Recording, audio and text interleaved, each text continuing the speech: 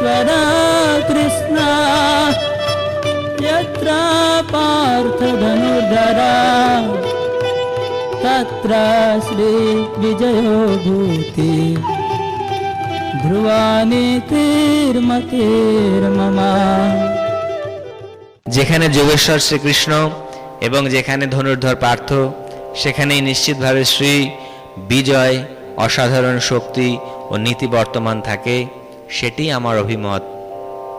তাৎপর্য: ধৃতরাষ্ট্রের প্রশ্নের মাধ্যমে ভগবদ্গীতা শুরু হয়।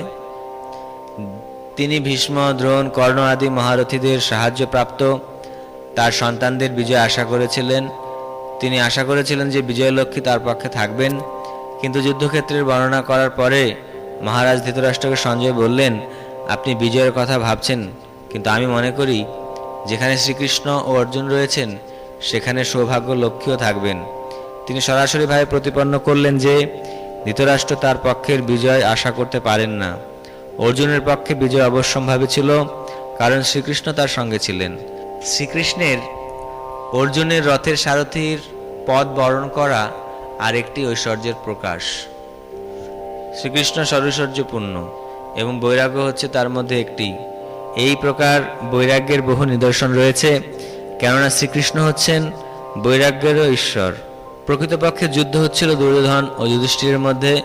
অর্জুন তার জ্যেষ্ঠ ভ্রাতা যুধিষ্ঠিরের পক্ষে যুদ্ধ করছিলেন। যেহেতু শ্রীকৃষ্ণ অর্জুন যুধিষ্ঠিরের পক্ষে ছিলেন, তাই যুধিষ্ঠিরের বিজয় অনিবার্য ছিল। কে পৃথিবী শাসন করবে তা স্থির করার জন্য যুদ্ধ হচ্ছিল, এবং সঞ্জয় ভবিষ্যৎবাণী করলেন যে যুধিষ্ঠিরের দিকে শক্তি স্থানান্তরিত হবে। ভবিষ্যৎবাণী করে আরও বলা হলো যে যুদ্ধ জয়ের পরেও যুধিষ্ঠির উত্তরোত্তর সমৃদ্ধি লাভ করবেন, কারণ তিনি কেবল ধার্মিক ও পুণ্যবাণী ছিলেন না, তিনি ছিলেন অত্যন্ত কঠোর নীতিবাদীও। তার সারা জীবনে তিনি একটিও মিথ্যা কথা বলেননি।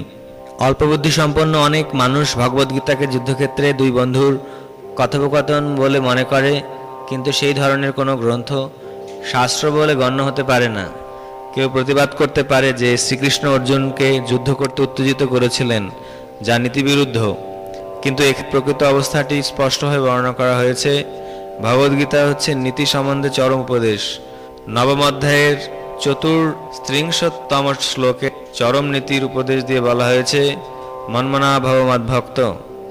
মানুষকে শ্রীকৃষ্ণের ভক্ত হতে হবে এবং সমস্ত ধর্মের সারমর্ম হচ্ছে শ্রীকৃষ্ণের কাছে আত্মসমর্পণ করা। সর্বধর্মান পরিত্যাজ্য মাম একং শরণং ব্রজ। ভগবদ্গীতার নির্দেশ নীতি ও ধর্মের শ্রেষ্ঠ পন্থাকে স্থাপিত করছে।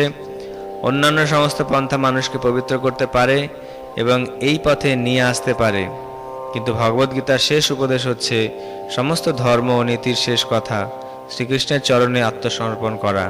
সেটি হচ্ছে অষ্টাদশ অধ্যায়ের সিদ্ধান্ত। ভগবদ্গীতা থেকে আমরা জানতে পারি যে দার্শনিক মতবাদ ও ধ্যানের মাধ্যমে আত্মজ্ঞান উপলব্ধি করা হচ্ছে একটি পন্থা, কিন্তু সর্বতোভাবে শ্রীকৃষ্ণের চরণে আত্মসমর্পণ করাটা হচ্ছে সর্বোত্তম সিদ্ধি। সেটি হচ্ছে ভগবদ্গীতার শিক্ষার সারমর্ম। বর্ণাশ্রম ধর্ম অনুসারে বিধিনিষেধের পন্থা জ্ঞানের গুহ্য পথ হতে পারে, যদিও ধর্মের আচার আচরণ গুহ্য, কিন্তু ধ্যান ও জ্ঞানের অনুশীলন গুহ্যতর। আর কৃষ্ণ ভাবনাময় হয়ে ভক্তিযোগে শ্রীকৃষ্ণের চরণে আত্মসমর্পণ করাটা হচ্ছে গুহ্যতম নির্দেশ। সেটি হচ্ছে অষ্টাদশ অধ্যায়ের সারমর্ম। ভগবদ্গীতার আর একটি দিক হচ্ছে যে পরম পুরুষোত্তম ভগবান শ্রীকৃষ্ণই হচ্ছেন পরম তত্ত্ব। পরম তত্ত্ব তিনভাবে উপলব্ধ হন: নির্বিশেষ ব্রহ্ম, সর্বভূতে বিরাজমান পরমাত্মা এবং পরমেশ্বর ভগবান শ্রীকৃষ্ণ। পরম তত্ত্বের পূর্ণ জ্ঞান হচ্ছে শ্রীকৃষ্ণ সম্বন্ধীয় জ্ঞান। কেউ যদি শ্রীকৃষ্ণকে জানতে পারেন, তাহলে জ্ঞানের সমস্ত বিভাগই হচ্ছে সে উপলব্ধির অংশ বিশেষ। শ্রীকৃষ্ণ হচ্ছেন অপ্রাকৃত, কারণ তিনি সর্বদাই তার নিত্য অন্তরঙ্গা শক্তিতে অধিষ্ঠিত। জীবসমূহ তার শক্তির প্রকাশ এবং তারা দুভাবে বিভক্ত, নিত্যবদ্ধ ও নিত্যমুক্ত। এই সমস্ত জীব অনন্ত এবং তারা শ্রীকৃষ্ণের অংশ বিশেষ।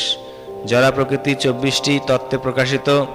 সৃষ্টি অনন্তকালের দ্বারা প্রভাবিত হয় এবং বহিরঙ্গা শক্তির দ্বারা তার সৃষ্টি হয় এবং তার লয় হয়। বিশ্বব্রহ্মাণ্ডের এই প্রকাশ পুনঃ পুনঃ দৃশ্য ও অদৃশ্য হয়। ভগবদ্গীতায় 5টি মুখ্য বিষয় সম্বন্ধে আলোচনা করা হয়েছে: পরমেশ্বর ভগবান, জড়া প্রকৃতি, জীব, নিত্যকাল ও সর্বপ্রকার কর্ম। এই সমস্তই পরম পুরুষোত্তম ভগবান শ্রীকৃষ্ণের উপর নির্ভরশীল। পরম তত্ত্ব সম্বন্ধীয় সমস্ত ধারণা, নির্বিশেষ ব্রহ্ম, এক স্থানে স্থিত পরমাত্মা এবং অন্য যে কোনো রূপ চিন্ময় ধারণা পরমেশ্বর ভগবানকে উপলব্ধি করারই অন্তর্ভুক্ত। যদিও আপাত দৃষ্টিতে পরম পুরুষোত্তম ভগবান জীব, জড়াতি ও কাল ভিন্ন বলে প্রতিভাত হয়, কিন্তু কোনো কিছুই পরমেশ্বর ভগবান থেকে ভিন্ন নয়। কিন্তু পরমেশ্বর ভগবান সর্বদাই সবকিছু থেকে স্বতন্ত্র। শ্রী চৈতন্য মহাপ্রভুর দর্শন হচ্ছে অচিন্ত্য ভেদাভেদ তত্ত্ব।